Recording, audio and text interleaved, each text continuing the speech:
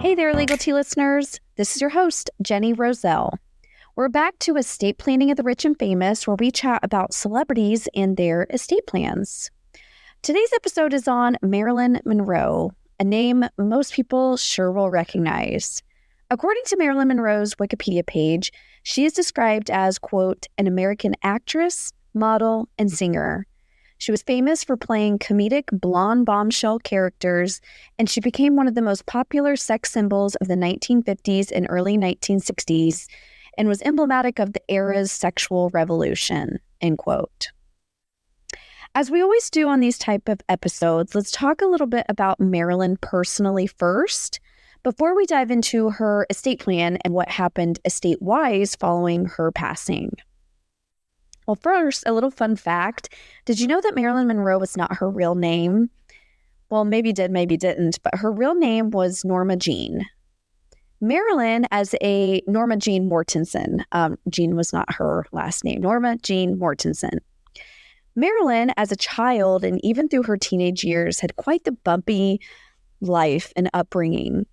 Reading about what she went through broke my heart. And a perfect example of that was the kind of origination of her first marriage to a gentleman by the name of James Doherty. So a little bit about that. According to her Wikipedia page, after going through foster care, multiple families, and orphanages, she attended high school in California. And the family she was residing with at the time, the husband in that family was getting relocated. So instead of possibly having to return to yet another orphanage where she was prior to that family, she ended up marrying her neighbor's 21-year-old son, and that's that James Doherty that I referenced, and she was only 16 years old at the time. So at that time, she dropped out of high school and became a homemaker. James enlisted in the service, and she followed him to Santa Catalina Island, where he was stationed. While she began working as a factory, it was in 1944 she began modeling. She really gained attention thereafter pretty darn quickly. And according to Wikipedia, she had appeared on 33 magazine covers by early 1946, just a mere 2 years later. It was in 1946 as well that Marilyn and James got a divorce.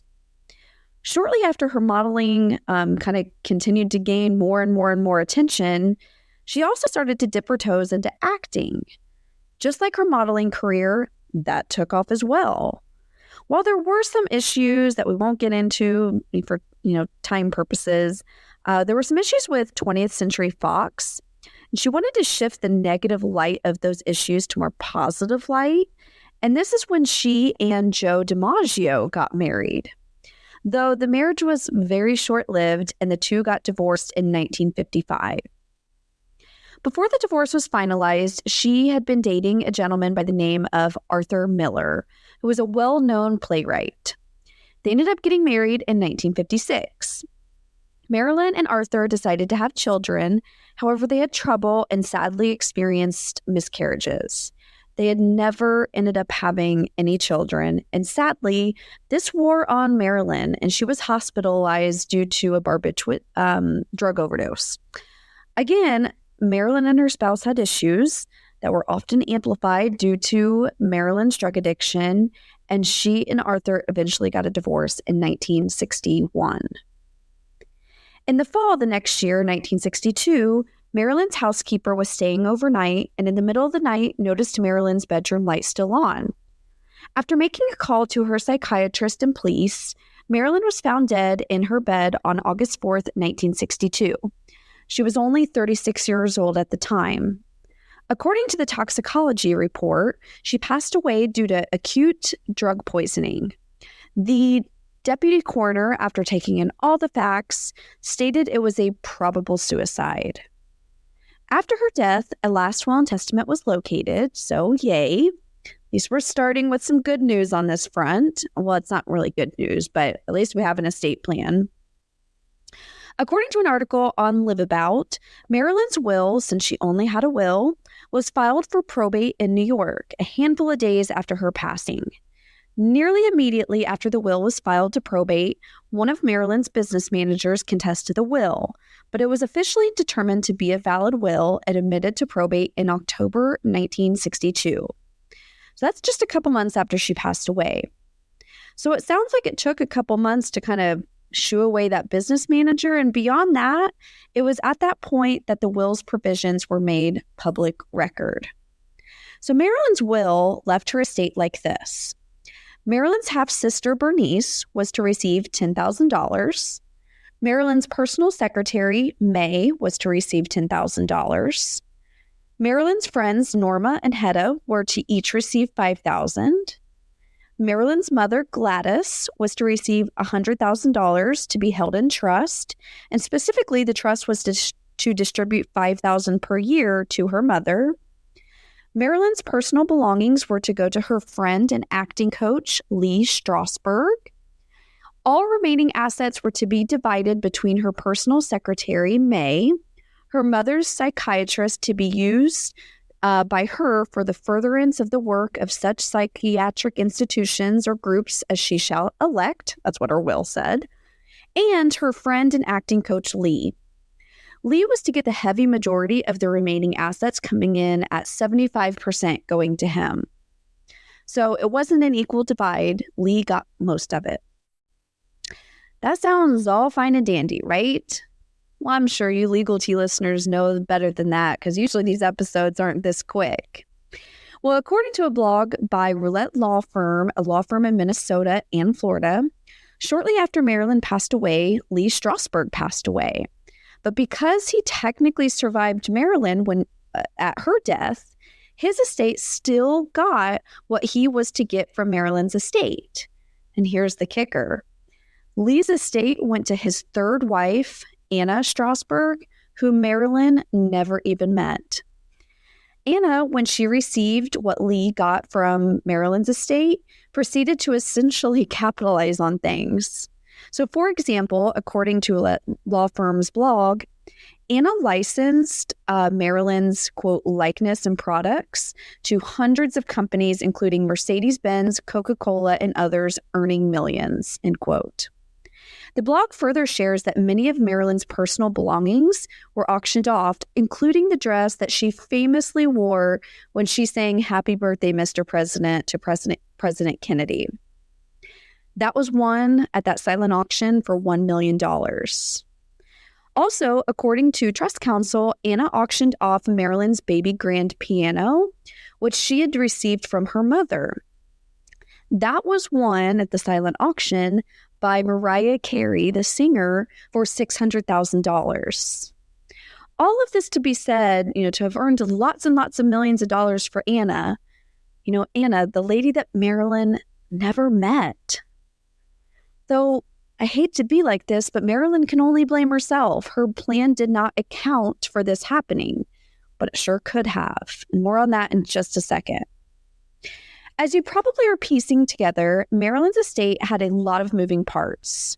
When I started researching for this episode, I kept seeing it referred to as the 40-year probate estate. Well, I found out that's exactly what happened.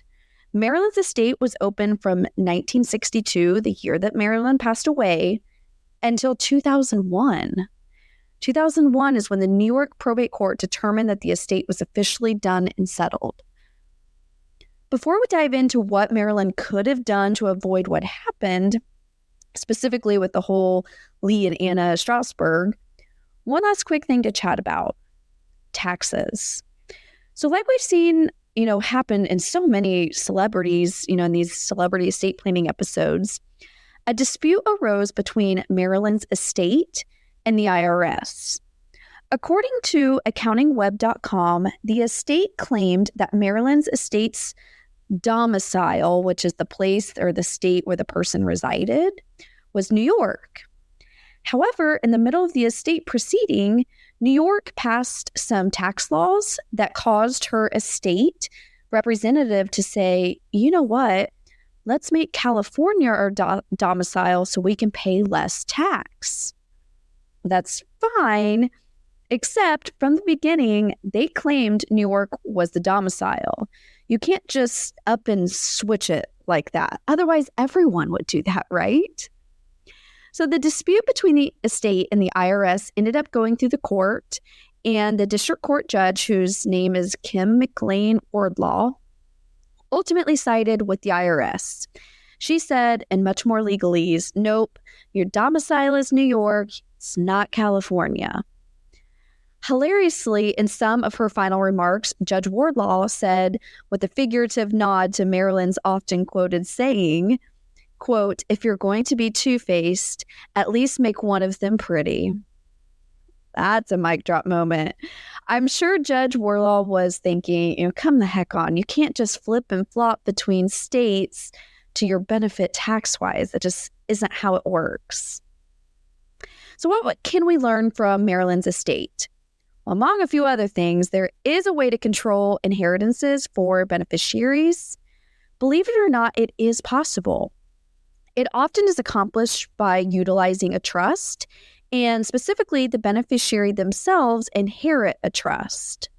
And I know this is kind of legal, technical-ish, but what happens is your estate plan provides the beneficiaries inheritances through a trust for themselves, and you write the terms for their trust because it's your money, it's your assets. So the beneficiaries, the little downfall at this usual setup is the beneficiaries cannot add their own assets. It's mainly to control what happens to their inheritance.